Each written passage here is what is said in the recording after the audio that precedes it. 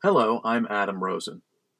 I will present to you the English translation of the first episode in the Jewish History series on behalf of Rabbi Gedalia Shestak and Jewish History Keepers Foundation. These episodes lay out for you the Jewish history from the time of Babylonian exile to the modern days. Sit comfortably and enjoy the story. So, let's begin. In ancient times, Jewish prophets were treated very, very carefully and with great respect, and everything that the Jewish prophets talked about would draw close attention from the peoples of the world, and they would consistently attract followers. I will not give a lot of different examples, but here is one. For example, the mother of Pythagoras decided to give birth to him around the borders of the land of Israel, so he was born on the territory of modern Lebanon to be closer to the land of Israel. Some Greek thinkers are said to study the teachings of the prophet Yirmiyahu and of the prophet Yechezkel. Anyway, there was a prophecy about Babylonian Empire. This prophecy was given by the prophet Yirmiyahu. It was given at the very beginning of the existence of the Babylonian Empire, and like the sword of Damocles, it hung over the Babylonians all the years until this prophecy was fulfilled. Prophet Yirmiyahu, he lived at a time when Babylon was still the largest city, and in those times that we are talking about now, Babylon was the largest city in the world. I mean the largest. It was an immense city at that time. Scientists suggest that the area of Babylon was equal to the area of ancient Rome during the time of Emperor Augustus, when Rome was a truly huge city. I think it was probably the largest city in the ancient world. At that very moment, Yirmiyahu utters his prophecy. The prophecy sounded as follows: "Thus saith the Lord, when Babylon is 70 years old, I will remember you, and fulfill my good word to you about your return to this place." We have already spoken about the fact that the Jews were sent to the Babylonian exile. In ancient times, the people who were expelled from their territory, as a rule, did not have a chance to come back. They were expelled for good. There are many reasons for that, and the main one is that the place where they were expelled from quickly becomes occupied by other people who considered it theirs. If you ask me if there was an instance of coming back from exile, I'll tell you I haven't heard of such an example. As a rule, people who were expelled somewhere stay there. Sometime after the exile passes, they settle on the territory they were exiled to, and accordingly they continued to live there. When the Jewish people were exiled to Babylon, they were forced to live in the territory of modern Iraq. By the way, there was a large Jewish community, both in Babylon itself and in a city called Tel Aviv. When some of the first pioneers settling the land of Israel decided to build a new city near the city of Jaffa, they named this new city Tel Aviv. Tel Aviv sounds like a beautiful name. It literally means hill of spring, and stands for spring, rebirth, rebirth of a new life, and so on. The only thing is that the people who did it and came up with this name were very far from the Jewish tradition. If they had been a bit more familiar with the Jewish tradition, they would have known that Tel Aviv for the Jewish people had always been a very, very sad name. Very much so, since the very start of the Babylonian exiles. One of the major settlements of the exile was precisely in the Babylonian city of Tel Aviv. Be that as it may, there was a prophecy that the Jews would be in exile for 70 years. I want to tell you that 70 years is a very long period. The Soviet Union collapsed after almost 70 years of its existence. I don't know where to start counting, either from 1917, the year of the communist coup d'etat, or from 1918, when civil war in Russia starts, or from 1921, when the civil war ends. Add 70 years, it will come out just 1991 or 1987, when the Soviet Union collapsed, and that gave the start to the modern Russia as we know it, the Commonwealth of Independent States, which was formed following the dissolution of the Soviet Union in 1991, and so on. As you can imagine, anything can happen within 70 years. The Jews who are living now in Russia or in the US 70 years later are not the Jews who lived there or here 70 years ago. Our ancestors spoke a completely different language. They spoke Yiddish. Our ancestors, they lived according to the Jewish tradition, unlike their descendants, who are almost entirely assimilated in Russia and greatly assimilated in the United States and around the world. They speak a different language. The connection to Jewishness is minimal in Russia and not particularly strong in the US. 70 years is a lot. Within 70 years, a huge number of various events took place that could have happened. Therefore, 70 years of exile is a very, very, very long period. But there was a prophecy. And when the Jews were expelled to Babylon after the destruction of the first Jerusalem temple, and I just want to say that we are talking about dates before Alexander the Great, we will use the generally accepted ones, not the Jewish chronology. There is a certain dispute. More than 160 years have disappeared there, more precisely about 169 years. This may be a separate topic of conversation. Where did they go to? Because in accordance with the Jewish tradition, the Persian Empire existed at least 169 years less than it existed according to the non-Jewish tradition. This is not a year, not two, but almost 2 centuries.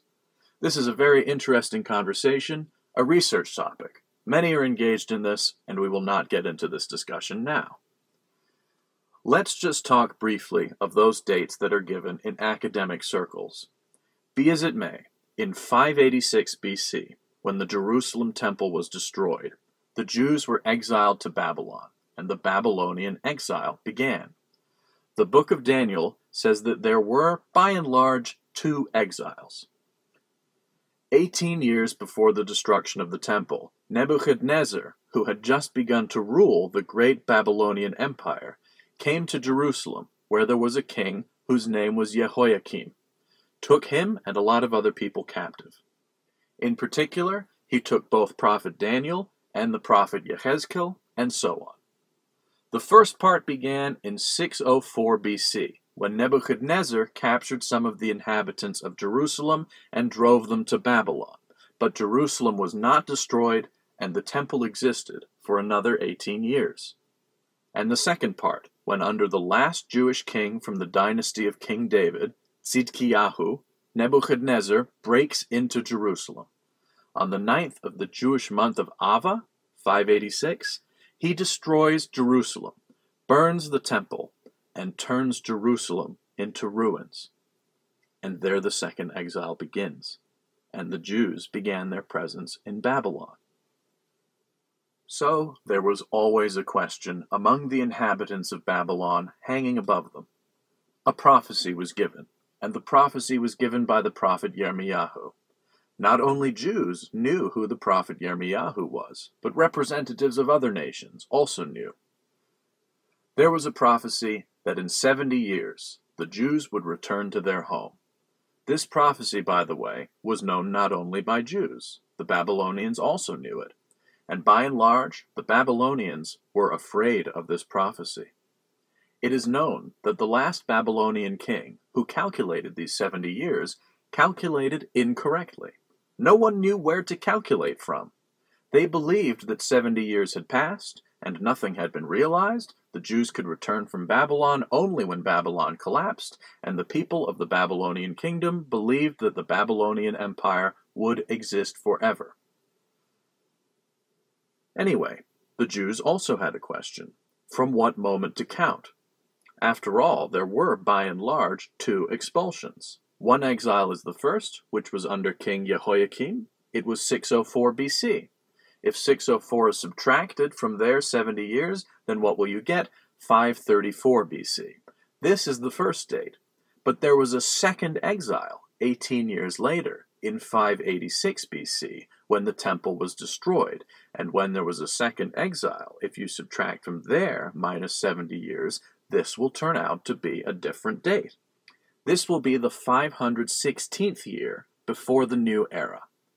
Whatever it was, they knew this prophecy. And not only the Jews knew, but they also just didn't know where to count from. And the Jews lived in ancient Babylon with the idea that when something happens, they will return to the land of Israel. Now, before we continue our further story, let's take a small trip to the ancient world with a time machine, about 2,500 years ago. It was a completely different world, not like ours, and if we got there by a time machine, we would not find on the map the countries we know today. The names of some nations and tribes would be somewhat familiar to us. We might even recognize some states, but the people that inhabited them were very different from those that are familiar to us. In a word, let's get acquainted with the geography of this unusual world that surrounded the Jews 2,500 years ago. So, if we got, by a time machine, to where, for example, Moscow is now, we would find ourselves in dense forests.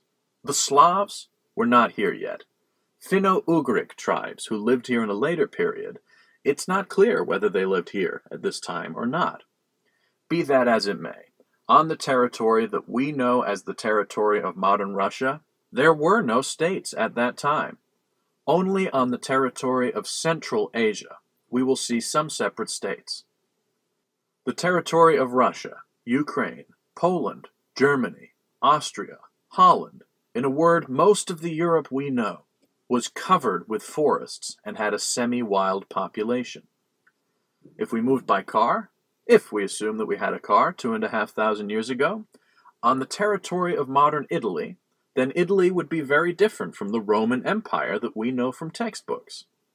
Rome was already there at this moment, but it was a small town, not the Rome that would rule the whole world.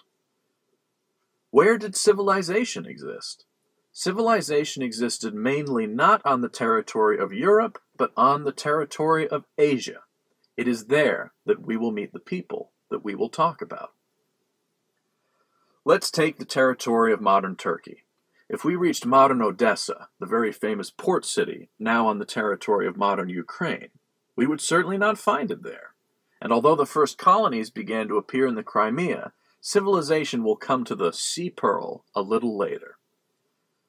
In a word, if we managed to get through all these forests and get to the Crimea, which was not ours but the Scythian, and if we were lucky enough to stay alive, board a ship, and swim across the Black Sea, then the first thing that would surprise us, we would see that the Turks were not there. A completely different people live on the territory of modern Turkey. There was no single country. There were city-states.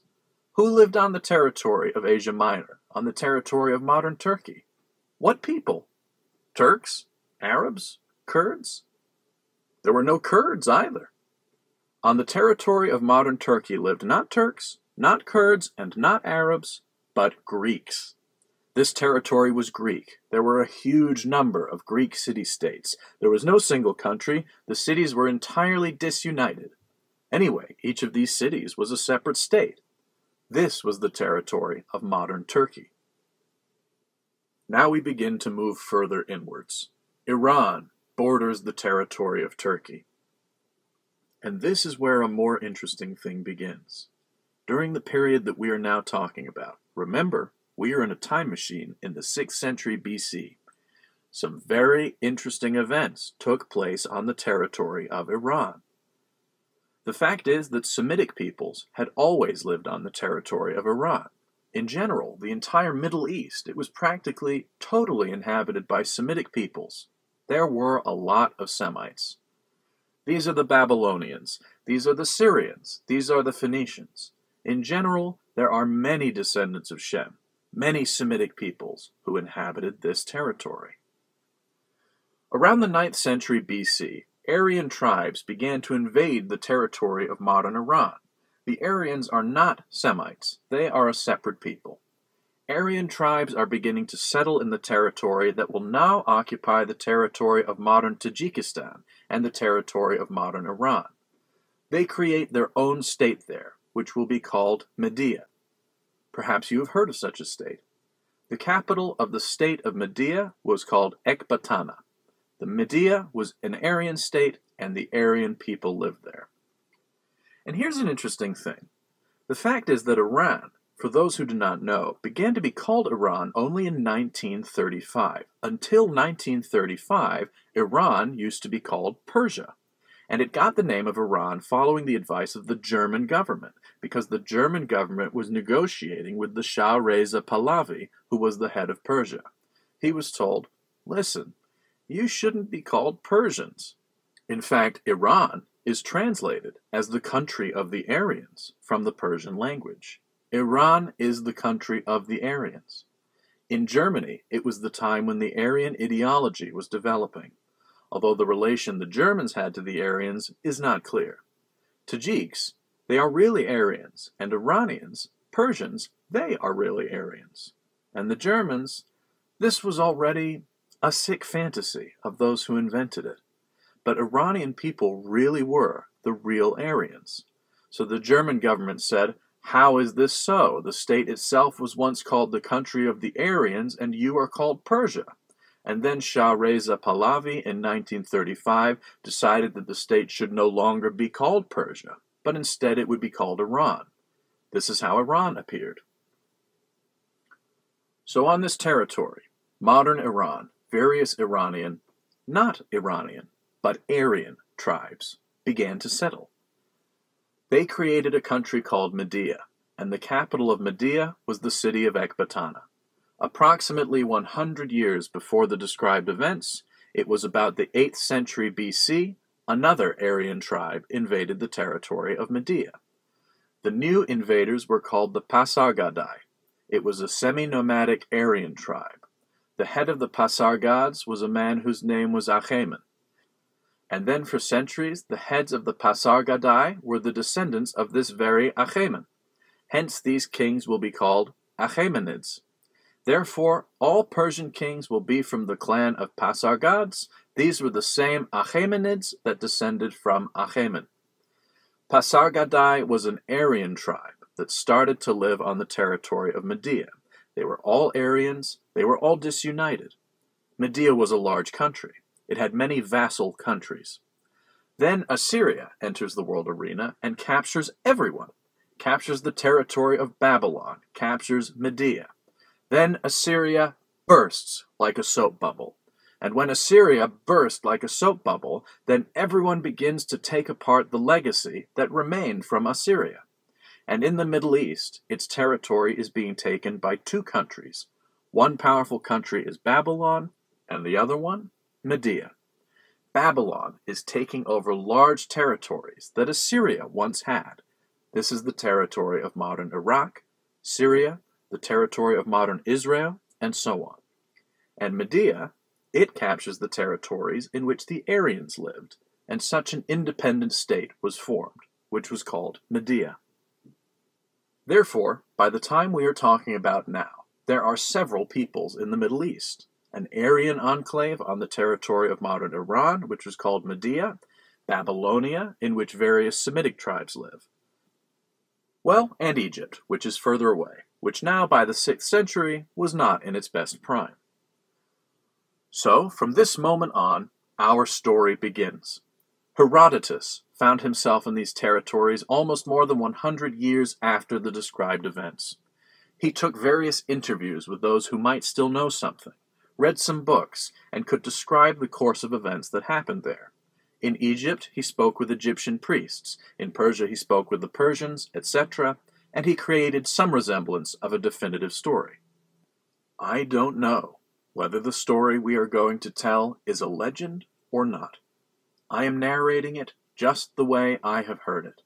It was narrated by Herodotus, and now there is already a good ground for various questions where the tale ends and reality begins. Be that as it may, in Ecbatana, the king of Media was a man named Astyages. Astyages was an Aryan by nationality. We can say he was a Median. He was indeed a great ruler. Astyages had no sons. He had only one daughter whose name was Mandana. I don't know if he loved her or not, but she was his only heir to the throne. At those times, a woman cannot become the heir to the throne. A male line was urgently needed. And as for a male line, Mandana urgently needed to marry someone for a grandson to be born. and this grandson was to be the next king of Media. Be that as it may, Astyages has a terrible dream. In his dream, a not very politically correct dream, let's say, the following event occurs. He sees his daughter Mandana, who, well, how to put it mildly, she relieves herself. When she relieves herself, she does it in such a way that the territory of the whole world, the way people knew it then, was filled with her urine. Astyages woke up in a cold sweat. If you had a chance to study the book of Daniel, you would know that the attitude towards dreams at that time was very, very serious. The king summons his priests, whom he asks in the clear Aryan language, "What does it mean?" And they say, "Look, this is a dream, and not a very good one. The dream means that you will have a grandson who will take over the entire civilized world." On one hand, this is good for Astyages, because Media was a large country, but not very large. Compared to Babylon, it was a small country, small but proud. Astyages was in his nature a tyrant, and he understood that things must be kept under their tribe's control. And he understands that Mandana, who will have such an unusual grandson, needs to be sent somewhere so that, let's say, the child's father will not claim the throne of Astyages himself. Astyages needs to choose a groom for his daughter. The person he chooses is named Cambyses I. Cambyses I was from the Pasargadae tribe. He was also a descendant of this Achaemen, and he sends Mandana away to the territory that will be later called Persia. Although the Pasargadae are Persian, in general, as it were, from them perhaps that word will come. The Pasargadae are also an Aryan tribe, and they are a vassal of the Medes. Astyages sends Mandana there. She marries Cambyses, and after a while she becomes pregnant. Soon Mandana became pregnant, and the time came when she was supposed to give birth to a child. At that time, Astyages, the king of Media in the hero city of Ecbatana, had another dream, a dream no less surreal, but much more terrible. This time, he sees that his daughter Mandana is lying on a bed, and he sees that a large grape tree is growing out of her belly. And as this grape tree grows, it begins to cover almost the entire civilized world with branches of grapes. Astyages jumps up in a cold sweat, calls his priests, and asks, "What does it mean?" in the Aryan language. The priests answer, "Look, this suggests that your daughter will now give birth to an heir who will seize all the territories, and first of all the territories that you own." Astyages, being not such a mentally stable person, understands that a grandson is of course a good thing, but if the grandson seizes his power, then maybe he will seize power from him, personally, not when he dies, but when the child gets strong enough. He will cut off his grandfather's head, as was customary in those days, and he himself will become a king. Without thinking twice, Astyages calls his confidant, whose name is Harpagus, and tells him the following. "Look, when my daughter Mandana gives birth to a child, you need to take him from her and kill the baby." And what did childbirth look like at those times? That is, there was the labor part, then the child was taken away from the mother, and the mother was nursed so that she would not die after giving birth. Therefore, when Mandana gives birth to a child, Harpagus must take this child and must do everything to make this child dead.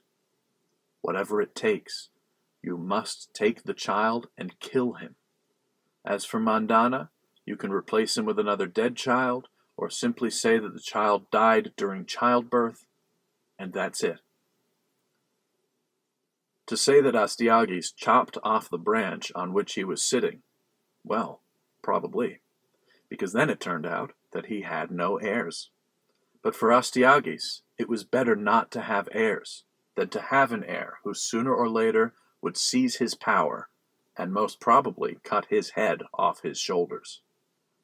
Be that as it may, Harpagus took the child, who was just being born, and went to the mountains, and it was not far from Ecbatana.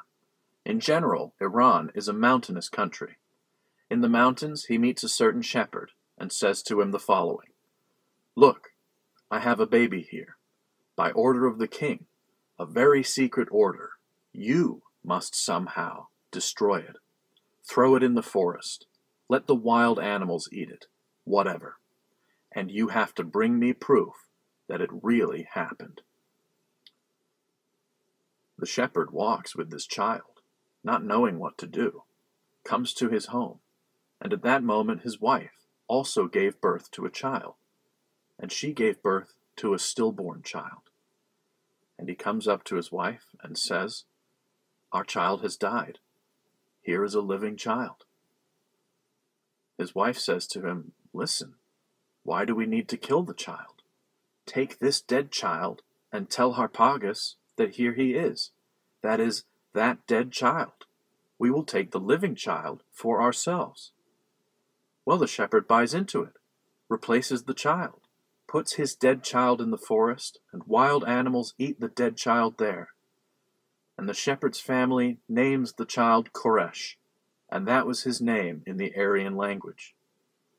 In Persian, the name of the child was Koresh, and in Hebrew, he was called Koresh, not in the sense that friend is in the Russian thieves' language. It was a name. His name is translated as Cyrus. This is how it became part of the world historical tradition.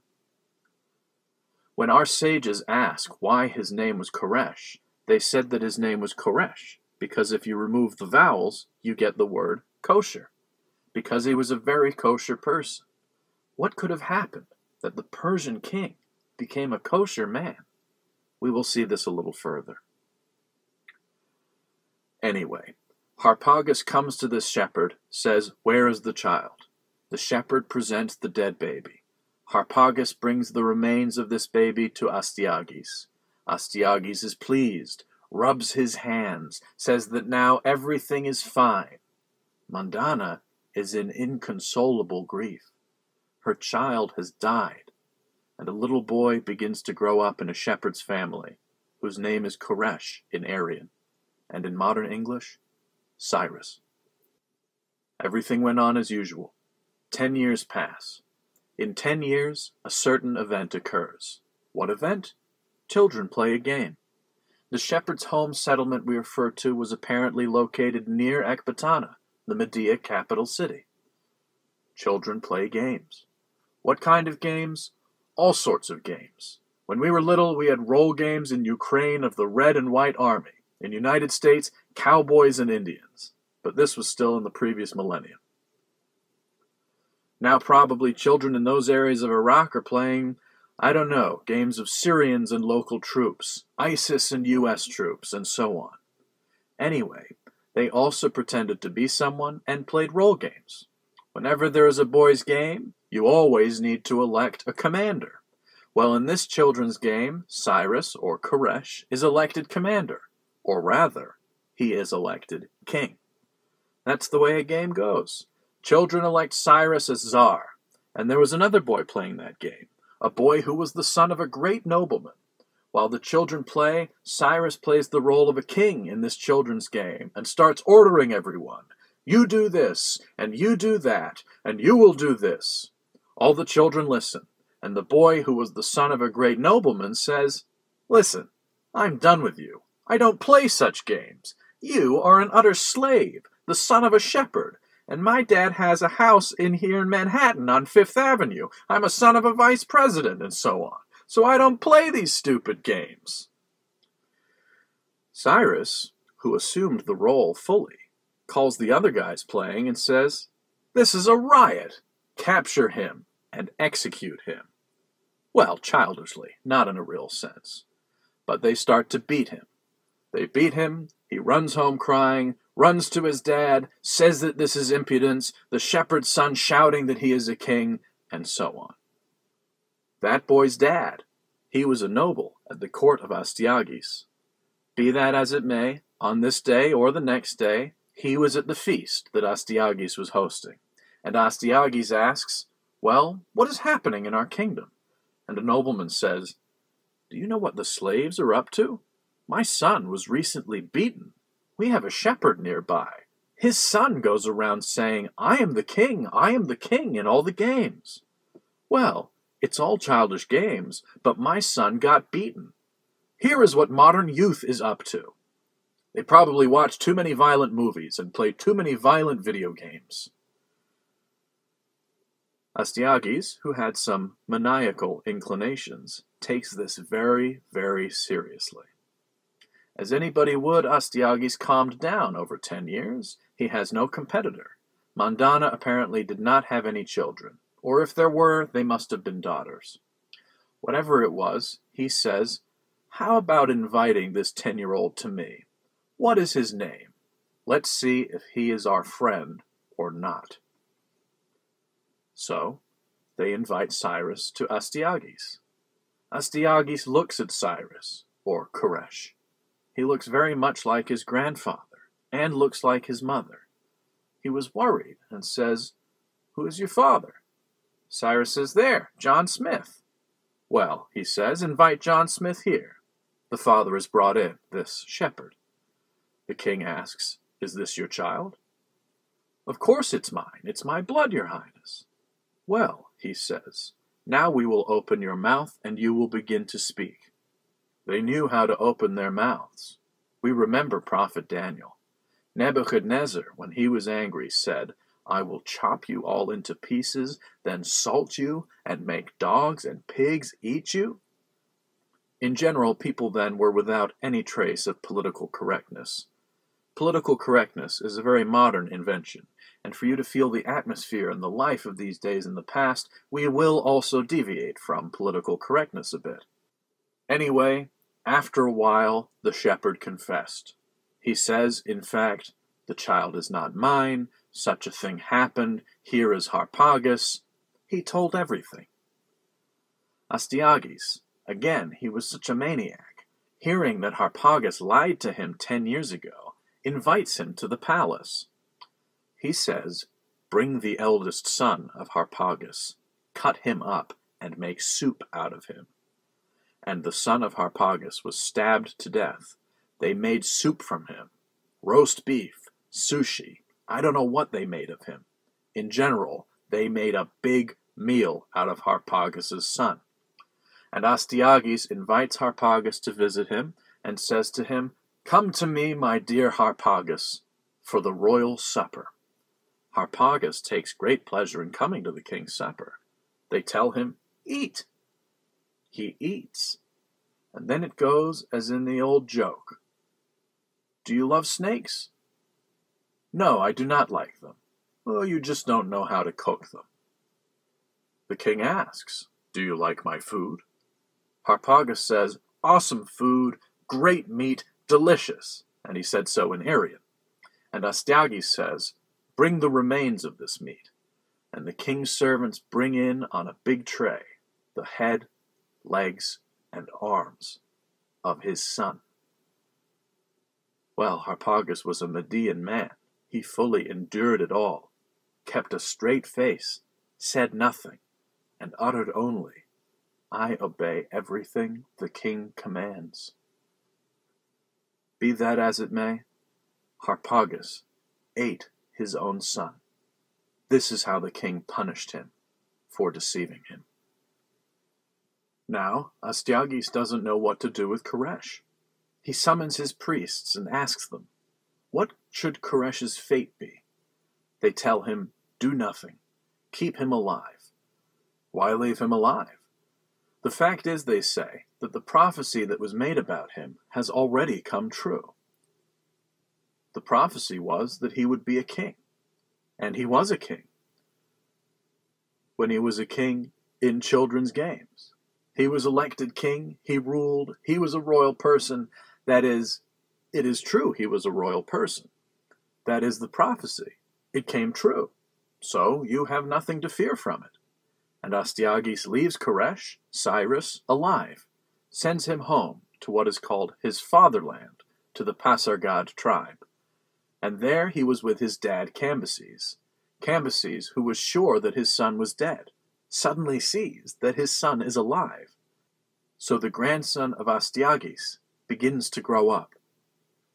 After a while, when he grew up to a certain age, he decided that really something had to be done about his grandfather, because the grandfather was already a complete maniac, and Harpagus, who ate his son, also loved his king very much, in quotation marks. In general, anyway, they raised a kind of rebellion, a riot. Astyages is thrown from his post, and Koresh, Cyrus, becomes king of Media. Not only the king of Media. By the will of God, Cyrus becomes the king of Media.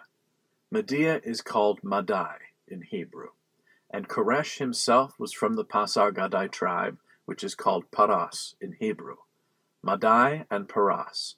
These are two countries, Media and Persia, all Aryan countries. Here we first meet Cyrus, with the one who will be Cyrus in the future. He does what in ancient times, well, probably no one did. This was Cyrus's startup, is what modern youth would call it, his innovation, how he differed from all the others. The next one will be made by young Alexander Philippovich of Macedon. He will also have one. He will also have his own thing. But Cyrus, he did what absolutely no one had done in ancient time. When someone's grandfather was thrown from his post as king, what had to be done in those days? Off with his head. Cyrus threw Astyages off, together with Harpagus. He also made Harpagus his commander. Well, what had to be done with his grandfather? Was he old already? Astyages was already very old, yes. What needs to be done with the grandfather? You just need to dispose of the grandfather. But here, Cyrus acts in a completely different way. He does not kill his grandfather. As they say in one of the Russian short poems, I didn't beat my grandfather, but I loved my grandfather. And he, apparently, as it is said in this short poem, he really loved his grandfather. And he says to his grandfather, Grandpa, of course you are a maniacal person. You have all sorts of things. You have a lot of maniacal things, but I will not touch you. And Cyrus appoints Astyages, his deposed grandfather and former king, as the ruler of one of the regions. And Astyages, being an elderly man, kept his money, remained in power. This act of Cyrus, who is now becoming the king of Madai and Paras, Media and Persia, amazes people. Then Cyrus begins to make a certain expansion. What kind of expansion? The first thing he does, he looks at the territory where Turkey is now situated. And as we said, then in the Turkish region, there were no people who bought leather jackets and bags full of souvenirs, the small peddlers and speculators that love to do business in Turkey now. The Greeks then lived in the Turkish region in various city-states. Cyrus is slowly beginning to annex these city-states, which are located on the territory of modern Turkey, to himself. Interesting. The Greeks in those days were all sorts of great snobs. They called all non-Greeks the word barbarians. Then this word passed to the Romans, etc. The fact is that the word barbarian, let's say, there is an analog of this word in the Russian language. What is the analog of the word barbarian in Russian? German, for sure. German comes from the word dumb in Russian and sounds like mute in Russian, meaning one who does not speak our language. And the barbarian comes from the word barbar, that is, those who say bar, bar, bar. This is indeed the language, but we do not understand this language and we just hear rambling, no clue what they mean. That is why barbar is a barbarian. So, Greeks speak Hellenic, everyone understands them, and these folks speak languages that we do not understand. That's why they are called barbarians. But the fact is that at the time, the Persians considered the Greeks to be barbarians, in the sense that we understand it. The Persians had a very developed civilization. Then the Greeks also developed their civilization, but at that time, Greece was disunited. By the way, a huge number of Greeks then served the Persian kings, but that will be later in the future. Whatever it was, Cyrus begins to make a certain expansion. He comes to the city, which was owned by the richest man of that time, whose name was Croesus. There was even such a Greek proverb, "A rich man like Croesus," that is, someone who had as much money as he did. He had a lot of money. Cyrus captures his city, but does not kill Croesus. Again, this is totally his know-how. He didn't kill anyone. He conquered a city or a country and then did the thing that no one in the ancient world did. He came there as a liberator. "We came. Your tyrants were taken away. We will make a government out of your own people, and you speak the language you speak. Serve the gods you serve." Democracy. Democracy. Live as you live, but you will obey the central authority. It is exactly what is happening now in the modern world.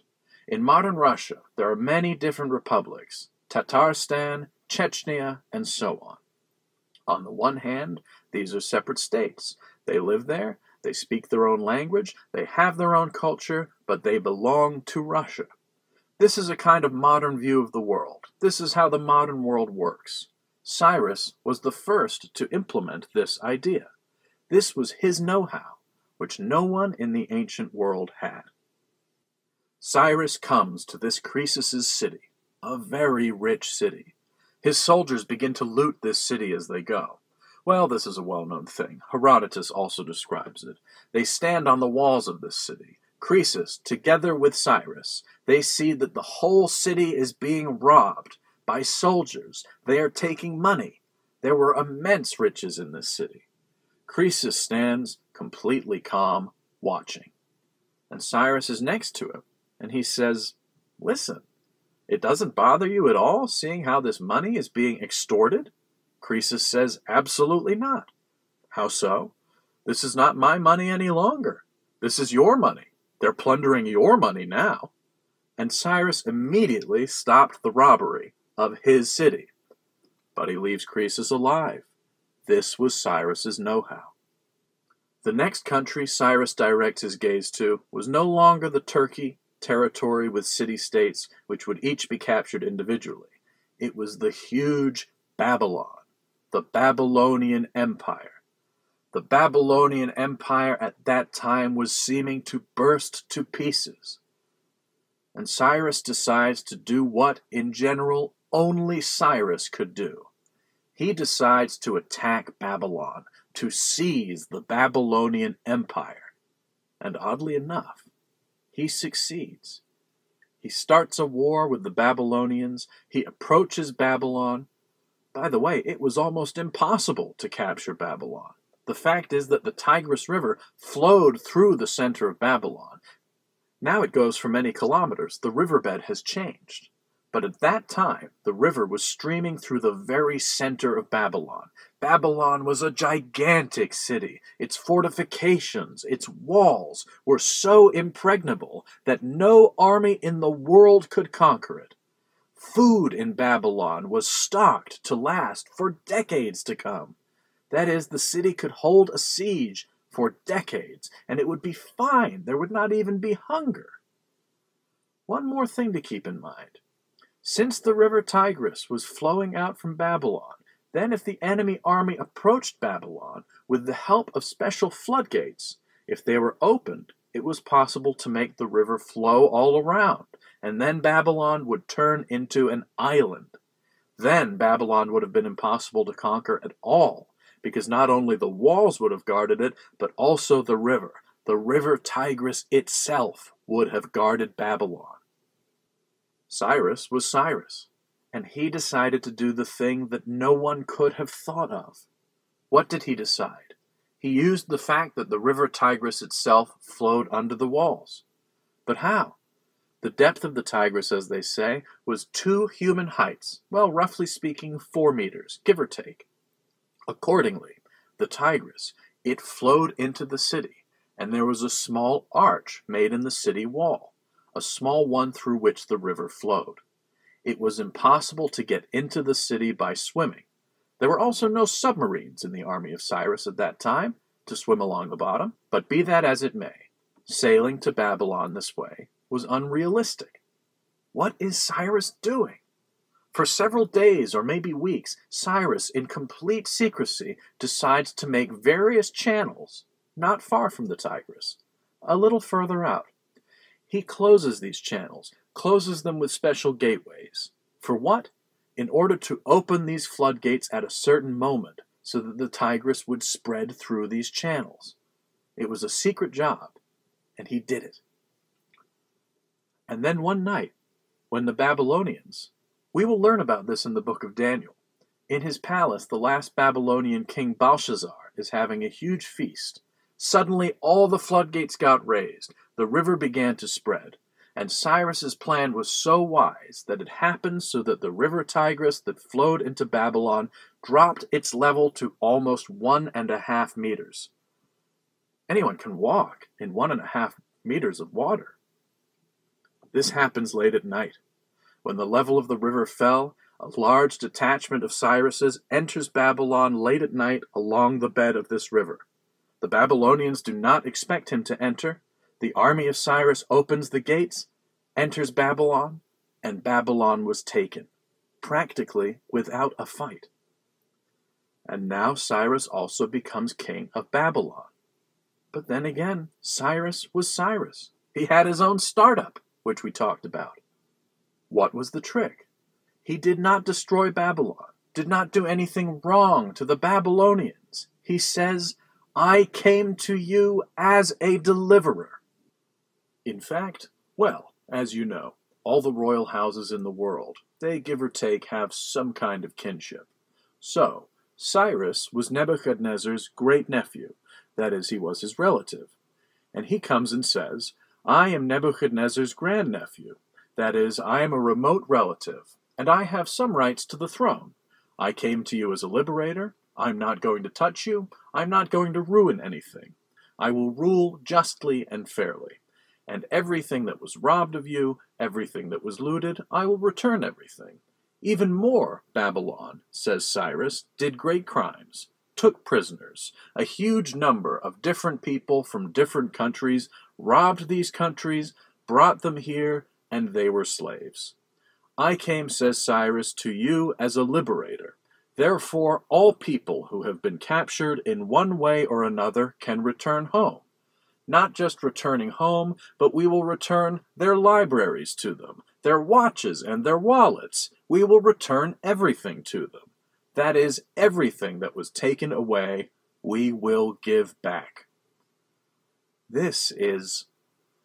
How can you compare Cyrus to any modern figure? Probably Cyrus can be compared, well, I don't know about the arrival of Gorbachev. There was such an empire, the empire of evil, Babylon, which captured everything. Everyone was afraid of it. Here comes a person who in fact does not destroy anything, but on the contrary declares complete freedom. Complete freedom for all the captured peoples and so on. And Cyrus in Babylon is really greeted as a liberator. Then, in a few more years of his life, Cyrus, and then his children, will create the largest empire in the ancient world. It will be so big that it will even surpass in size the Roman Empire. And the empire that Cyrus is building was built in a completely different way. There was no such thing as in Assyria. We will cut everyone, we will take everything. There was nothing like it in Babylon. We will not cut, but take away everything, and leave their countries not worrying about what happens there. A wise ruler comes, and this wise ruler begins, tells all nations that they can return home to their own country. Historically, we do not know a single nation or tribe who returned to their country after exile, except one, the nation of Israel. Prophet Daniel was still alive at that time. We are turning to him now. He is already a very old man. Prophet Daniel, 52 years have passed. 52 years if you count from the destruction of the temple. The prophecy did not yet have to be fulfilled, but from the capture of Jehoiakim, when Daniel himself, when the prophet Yechezkel, when the first enslavement took place, almost 70 years passed. Not almost, but exactly 70 years. And then Cyrus really comes. Daniel comes to Cyrus, and Daniel shows him the prophecy of the prophet Yeshayahu, who lived more than 200 years before. And in the prophecy of Yeshayahu, it is written in black and white that when King Koresh comes, he releases the Jewish people. And Cyrus the Great sees an ancient prophecy which is more than 200 years old. This is not Nostradamus, who there writes these words which can be interpreted this way, can be interpreted that way. Yeshayahu has it written clearly in black and white. He brings the words of the prophet Yirmiyahu, 70 years old. They just expire now. And Koresh, or Cyrus, being a man, as our sages say, kosher, took this very, very seriously. One of the first decrees of Cyrus, which he issues, the case that we are talking about now, is 538 BC, and Cyrus allows the Jewish people to return to his home. The return of the Jews to their home. Yes, but how was it? It was, well, how would you, maybe you don't remember it, or maybe someone remembers. It was like, well, perestroika. That's the Russian word for build back better. Here are the people. They live here, Jews. No one lets them out. And suddenly Gorbachev comes and says, everyone can go to Israel. And people don't know. To go to Israel? Not to go to Israel? It's bad here, it's good there. By the way, the situation there and then was a little different. In the Soviet Union, in the early 90s, when Rabbi Gedalia's family was immigrating, it was a bad economic and political situation. There were stamps, there was no food, toilet paper was rare, and so on. Well, in general, people did not live very well in the Soviet Union then, but in Israel, people lived very well. Therefore, the Aliyah, Jewish immigration to Israel, that was traveling, was called sausage Aliyah, because indeed they were going for sausage. They came. This is from the memories of Rabbi Gedalia. I remember when we just arrived in Australia, we came to this supermarket, and I was already observing kosher, and this is the feeling, that it is impossible to buy anything. We came from the Soviet Union, where there was nothing. You can't eat. But you see all this, these sausages, these are all supermarkets. Well, people just went crazy seeing all this. I don't know. Anyway, I just want to tell you so that you understand that we must feel this, that the events were a little different then. When Gorbachev told everyone to go, many people went. Why did they go? Because it was bad in the Soviet Union, and it was good in Israel. In Soviet Union, they were always scabby Jews, and in Israel they were Jews in a Jewish state. And a massive aliyah begins. But the situation in Babylon was different. Why was it different?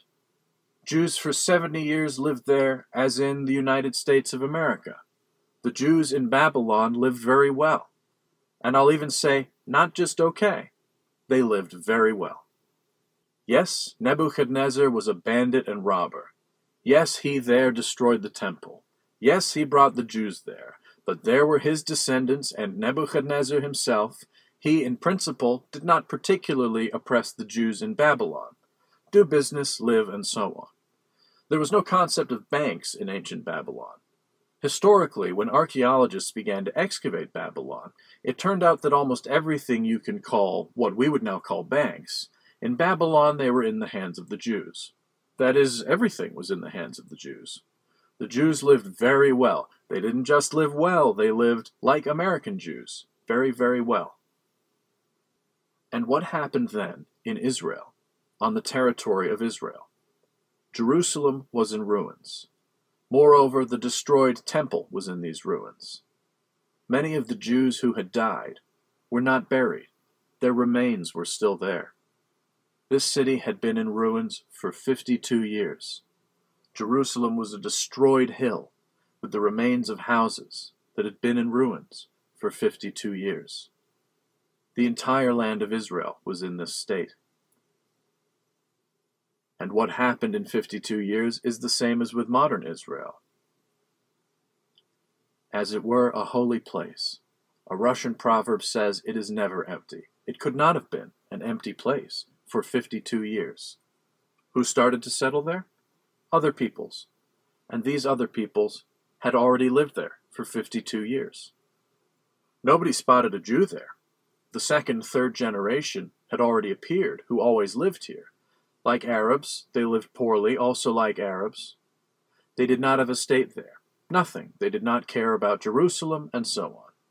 Israel in those days was like the Israel of the early 20th century. Some Bedouin tribes are running and jumping there. Arabs who, at will slaughter everyone. No infrastructure, nothing. And in Babylon, they live well. Very well. And Koresh comes and says, seeing all these prophecies, seeing what is happening, and says, the Jewish people can return. And then the Jewish people began to think, is it worth returning? As it were, they were all religious people. And then all these different calculations began. They say to return, and to return to where? There is a prophecy of Yirmiyahu that 70 years must pass. 52 years have passed since the destruction of the temple. It's not even time to go back yet. Another 18 years. Where to return? We live okay here. You need to return somewhere, but be that as it may, while this unrest had not yet begun in the Jewish people, reforms had begun. These reforms, they were such as reforms in 86, 87, 88 years in Soviet Union. Suddenly there glasnost, transparency, suddenly perestroika, suddenly the king, the state, which everyone perceives as a liberator, says that every nation can return to their lands. Much more. Let's talk about Prophet Daniel. The Babylonians call him Belshazzar. The Persians came and immediately called him Sheshbatzar. Daniel becomes Sheshbatzar. He is an elderly man. This is again a strange example, but this is a Sakharov of that time. Sakharov was the most prominent dissident in the Soviet Union at the time of perestroika. The prophet Daniel was the man the exiles had looked up to for all these years. He is invited to the palace, and Cyrus treats him with enormous respect, with utmost reverence, and tells him this, Sheshbatzar, return to the land of Israel. But for now, the people seem to be thinking, return or not return, and Sheshbatzar will return first. The first thing Daniel says, that all the utensils that are in the temple should be returned. Nebuchadnezzar took the temple utensils, but not all. The menorah was hidden. The Ark of the Testimony was hidden, but the temple utensils were taken. They were kept in Nebuchadnezzar's sanctuary. And Cyrus the Great returns everything. That is, everything that was taken. He returns everything. He calls Daniel, who is already called Sheshbatzar, and he says, go and take all the temple utensils that were taken away. I will give you a lot of money. Go to, what did you say your city was called? Right, Jerusalem. Go to your Jerusalem. Build a temple to the Supreme Creator, because your God is very serious. Such a prophecy was shown to Cyrus. Cyrus was stunned by these prophecies when he saw them. And Sheshbatzar, led by a group of security guards, takes most of the temple utensils, not all, but most of them. It had to be somehow transferred. These temple utensils were in a pagan temple. You can't just transfer them directly to Jerusalem. Therefore, at first it says they were taken to the house of the Jews, then Sheshbatzar took them. And then, well, there were no newspapers then, but if there had been newspapers, they would have looked like the newspapers of the 90th year of the Soviet Union. That is, something incredible is happening.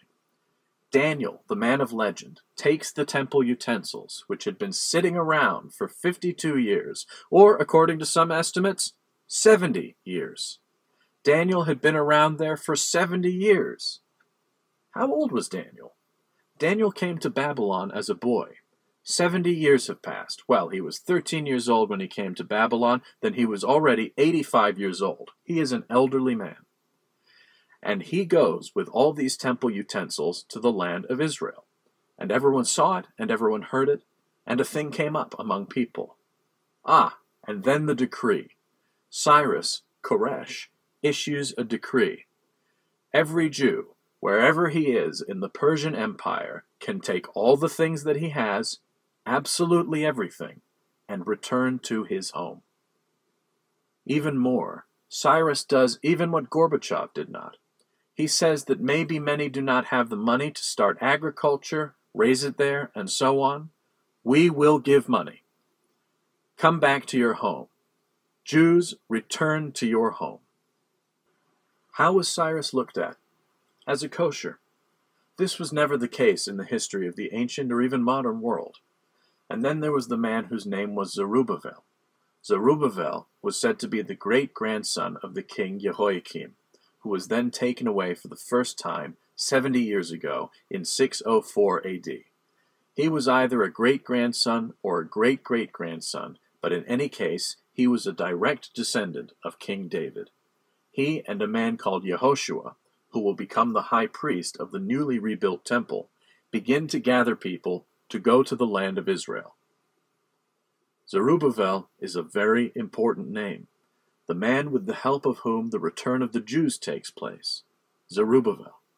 And the second is Yehoshua, who will become the high priest of the rebuilt Second Temple. 538 BC, 42,360 people. Is it a lot or a little? 42,360 people. We think that there were about 10 million Jews in Babylon at that time. 42,360 is not much. Who's riding with Zerubbabel and Yehoshua? Going into the unknown. They were going into the unknown. Who's going? Old people are riding. Pioneers are riding. Who? We are going to build Israel now. And the young ones. Everyone else is in a state of waiting. What will happen next? Nobody knows what will happen next. And people are afraid. Now Cyrus has come. Everything is fine.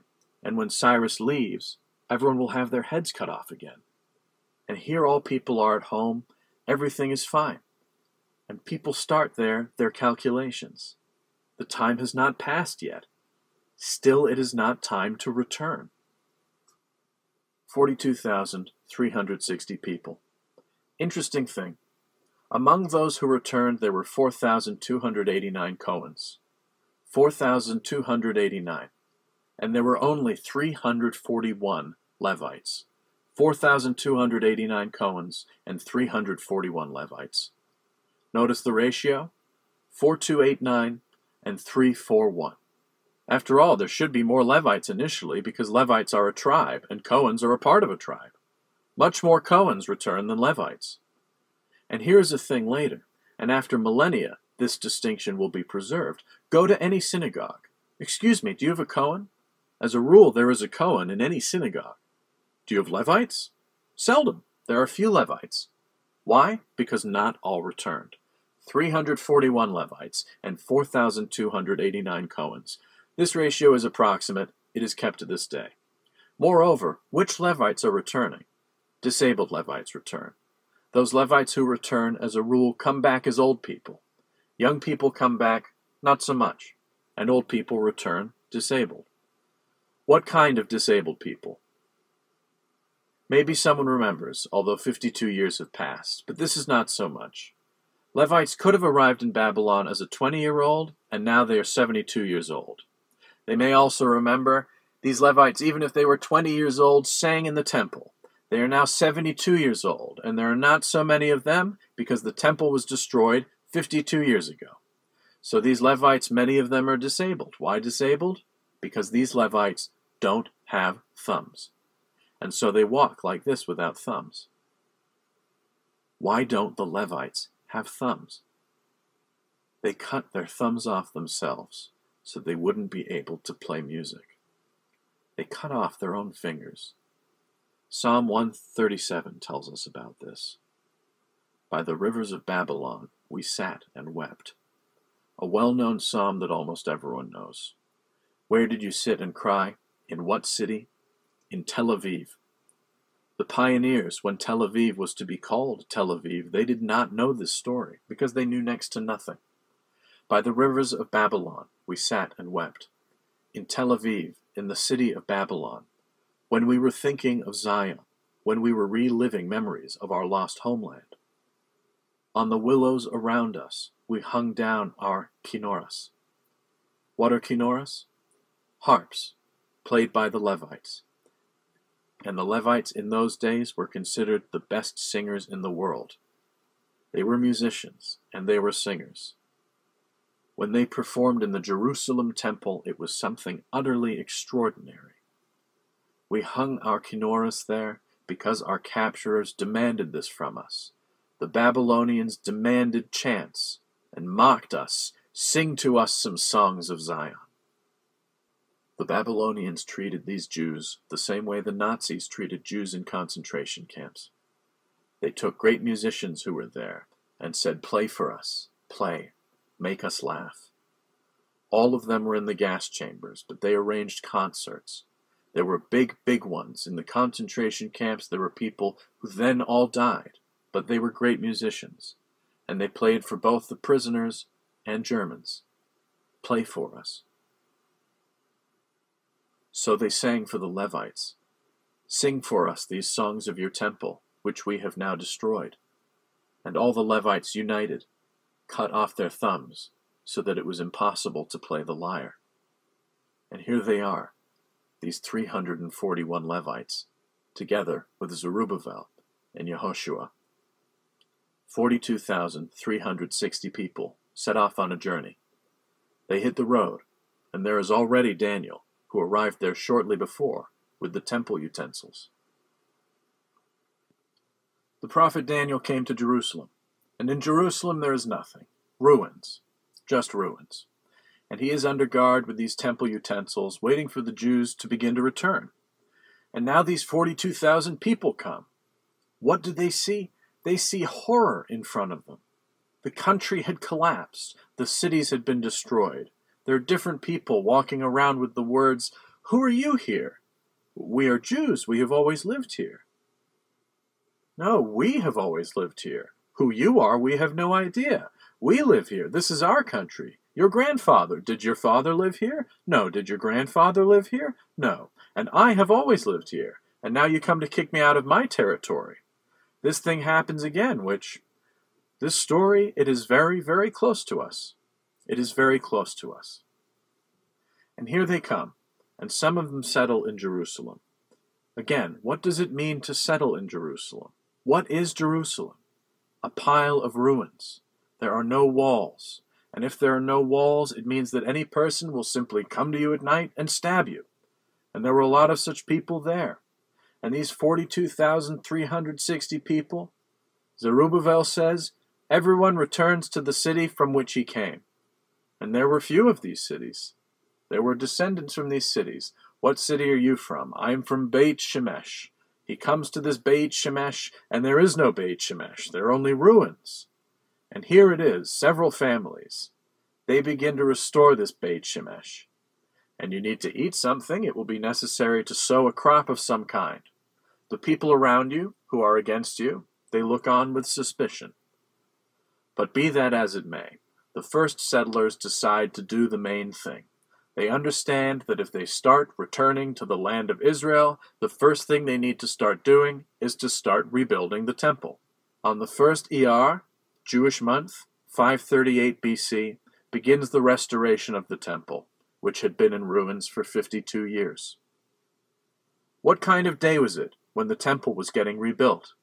On the day of the founding of the temple, as described in the book of Ezra, the Cohens played their trumpets. Daniel also brought these trumpets, which were still in the first temple.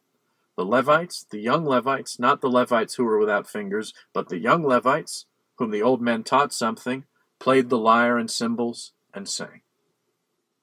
And the old people looked at the temple, which now, on the first of Iyar of the 538th year, 52 years after the destruction of the Jerusalem temple, they saw its restoration.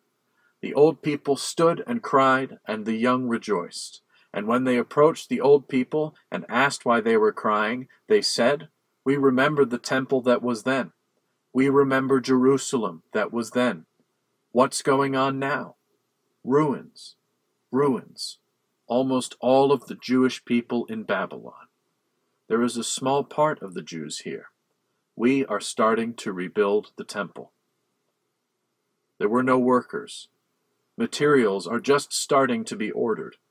And this temple will not be the same as the first temple was, both in scale and in construction. And old people stood and cried, and the young people were having fun. And this will be, in principle, the entire 420-year history of the Second Temple. It will be like this, with tears and with laughter. Most of this story, these 420 years of the Second Temple's existence, will pass in tears. The Jewish people, for most of this time, they will be under the rule of other nations, and will cry under other nations. There will be a little bit of joy. This small piece of joy will happen later, 200 years later, when the Hashmonaim come, when they drive out the Greeks, and when they liberate the temple, and the Jewish people will gain some kind of independence, perhaps a ghostly, but still independence, for a period of time. It will be like this throughout this 420-year history. Laughter and crying. The restoration of the temple, which was destroyed 52 years ago, is underway. And then, at the very beginning of the restoration of the temple, the letters are sent home to Babylon. And in Babylon, the mishpuchs, relatives of the Rabinoviches, ask, well, how is it going in the land of Israel? They answer, it's hard, it's very hard. There are no cities, nothing. The infrastructure is non-existent. All the civilization that was remained there in Babylon, but we began to rebuild the temple. And people responded with enthusiasm. Have you started to rebuild the temple? Maybe you really need to go. And then it comes to the Jews, who are just beginning to rebuild the temple, a people that the Jews called Kutim. Sometimes they were called Shomronim. There were many of them. They lived in this territory. And so a lot of them came to the builders.